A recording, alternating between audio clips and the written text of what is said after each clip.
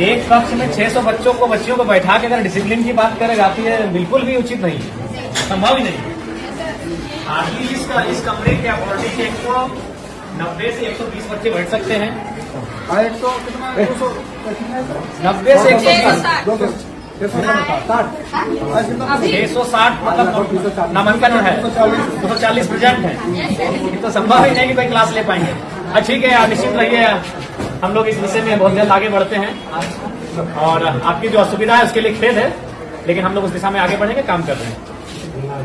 ये कौन सा क्लास है? 11 है। फैकल्टी क्या है?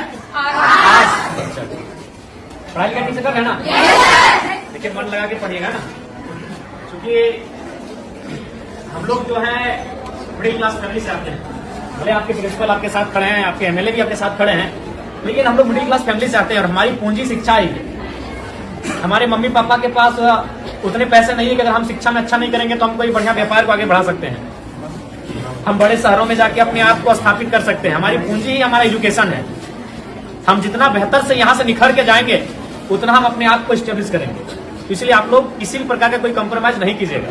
हम जानते हैं कि हो सके आपको समस्या आएंगी, क्योंकि बहन लोग को थोड़ी आ सकती है, क्योंकि आज भी लोगों की मानसिकताएं वैसी हैं, लेकिन आप निश्चिंत रहिए, अब जमाना बदला है, जमाने के लोगों की सोच बदली है और हमें लगता है कि बेटा और बेटी को समान दृष्टिकोण से लोग देख रहे हैं। तो आपको भी कुछ अगर सुविधाएं आएंगे तो उससे आपको पार जाना है।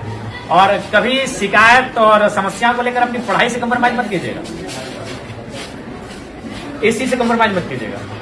देखिए, हम दूसरा का उदाहरण नहीं देंगे, आपके बीच आपके एमएलए खड़े हैं और हम आपको बताना चाहेंगे, हम अभी भी स्टूडेंट हैं। अभी हम धनबाद विनोद बिहारी महतो विश्वविद्यालय से डॉक्टर ऑफ फिलोसफी के स्कॉलर हैं। और ऐसा नहीं कि कंटिन्यू 2018 में हमारा एडमिशन है, बीच में 2 साल बाधित हुआ है, क्योंकि इसमें होता है कि साल में 1.5 साल में आपको प्रेजेंट करना पड़ता है अपना थीसिस। तो हम अभी भी कंटिन्यू हैं, क्योंकि हमने कभी एजुकेशन से कम्प्रोमाइज नहीं किया है। कभी आज हम आपके एज एमएलए के रूप में आपके बीच खड़े हैं और हमें तो लगता है कि आप कम से कम हमसे बेहतर परिवार से ताल्लुक रखते होंगे, क्योंकि हम उतना समय नहीं कि हम आपको अपनी घटना सुनाए, लेकिन संक्षिप्त में इतना बताना चाहेंगे कि हमने उस माँ ने हमें पढ़ाया है जिसने 28 साल की उम्र में अपने पति को खोया था। मात्र 28 ईयर हमारी माँ की आयु थी। हमारा जो छोटा भाई था वो मैंने गर्भ नहीं था, उसका जन्म भी नहीं हुआ, तो दुनिया उसने देखा नहीं, तो उस समय हमारे पिता को हमारी माँ ने खोया था। उसी साल हमारे दादाजी का भी देहांत हुआ था और ठीक उससे 2 साल पहले हमारी एक बहन और एक भाई, और उससे ठीक 1 साल पहले 1.5 साल पहले हमारे एक बहन का भी डेथ हुआ था। तो उस परिस्थिति में एक स्त्री ने हमारा परवरिश किया और आज आपके एमएलए के रूप में हम हैं। हमने कभी एजुकेशन से कम्प्रोमाइज नहीं किया है। आज भी हम स्टूडेंट हैं, आज भी हम स्कॉलर हैं। इसलिए आपको आपके एमएलए ये संदेश देना चाहेंगे कि किसी भी परिस्थिति में आप अपनी पढ़ाई से समझौता नहीं कीजिएगा। यही आपकी पूंजी है, क्योंकि आपके माता पिता अगर सक्षम है तो अच्छी बात है, हम भी शुभकामना देते हैं कि आप बहुत सक्षम हो। लेकिन ये अधिकांश ये सत्य है कि हम लोग मिडिल क्लास फैमिली से आते हैं और हमारी पूंजी पैसा नहीं है, हमारी पूंजी एजुकेशन है। आप जितना यहाँ से निखर के जाएंगे उतना बेहतर आपका भविष्य होगा। इसलिए कम्प्रोमाइज बिल्कुल मत कीजिएगा। अगर आप पढ़ के जाएंगे तो कोई ना कोई रास्ता मिल जाएगा। अगर आप जमाने के अनुसार अपने आप को बनाएंगे तो कोई ना कोई रास्ता मिल जाएगा। अगर दुनिया में इतने लोग हैं तो उतना रास्ता भी है, लेकिन आप अपने आप को सुयोग्य रखोगे तब ना।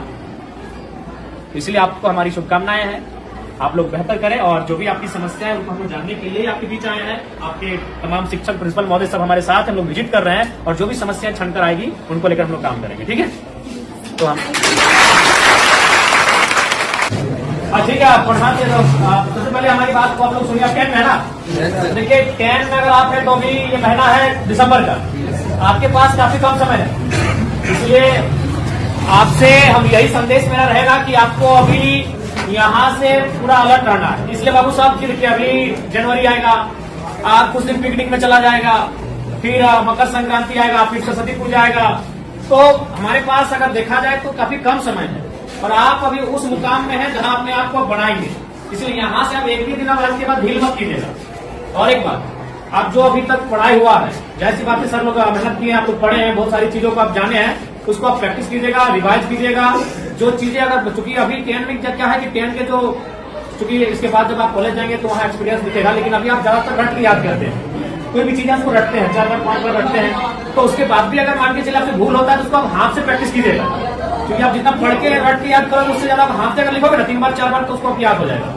जो चीजें आपको लगता है कि इसको हम मेमोरी नहीं कर पा रहे हैं, याद नहीं कर पा रहे हैं, तो उसको आप कम से कम हाथ से प्रैक्टिस कीजिएगा, कई बार रफ लीजिएगा, उस रफ में 4 बार 5 बार लिखिएगा उस प्रश्न का उत्तर, तो आपको याद होने लगेगा। और एक बात सबसे महत्वपूर्ण याद रखिएगा, क्योंकि आप अभी अपने जीवन का सबसे महत्वपूर्ण उम्र में है, यही है, ये जो एज होता है ना, ये इसको हम टीन एज कहते हैं। हमको अपने आप को बनाना भी यही है और बिगाड़ना भी यही है। अब ये डिपेंड आप पे करता है। देखिए आपके माता पिता तो इस उम्मीद से आपको भेजें कि मेरा बेटा वहां जाएगा, गुरु जी के सानिध्य में बैठेंगे, पढ़ेंगे तो पढ़ के आएंगे, लेकिन अब आप यहाँ क्या व्यवहार करते हैं ये आप पे डिपेंड करता है। तो इसीलिए आप यहाँ 4 घंटा 5 घंटा 6 घंटा समय देते हैं, तो उस 6 घंटा का रिजल्ट आना चाहिए ना।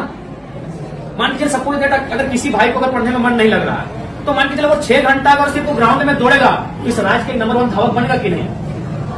अगर वो पहाड़ नहीं चढ़ेगा, अगर वो गीत ही 6 घंटा प्रैक्टिस करेगा तो बेहतरीन गीतकार बनेगा कि नहीं। तो हमारी कहने का मतलब है आप यहाँ 6 घंटा समय दे रहे हैं, और जहां आप समय दे रहे हैं वहां से कुछ रिजल्ट नहीं हासिल करेंगे तो फिर गलत बात है कि नहीं।